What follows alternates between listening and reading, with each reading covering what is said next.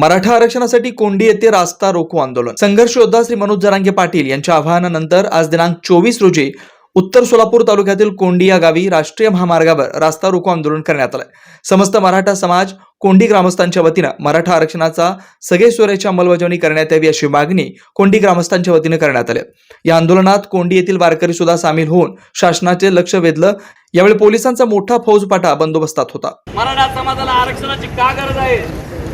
आज मराठा समाजाच्या विद्यार्थ्यांची अवस्था अशी झालेली आहे ना, शिक्षणासाठी खर्च हा अतिशय वाढलेला आहे, उत्पन्नाची बाजू कमी झालेली आहे. वारंवार शेतकऱ्यावर जे संकट आहे, या नालायक सरकारने शेतकऱ्याच्या कुठल्याच हमीभाव नाही आहे. शेतातल्या राष्ट्रामध्ये 250 किलो कांदा आहे, आमच्या 10 रुपये किलो कांदा. शेतकऱ्याला एक 10 रुपये किलो देतात, काय ते जास्त राहणार नाही.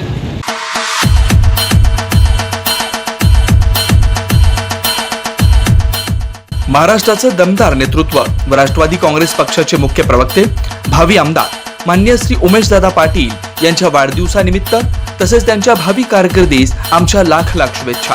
शुभेच्छुक रियाजभाई शेख, कार्याध्यक्ष राष्ट्रवादी काँग्रेस पक्ष अल्पसंख्याक विभाग सोलापूर.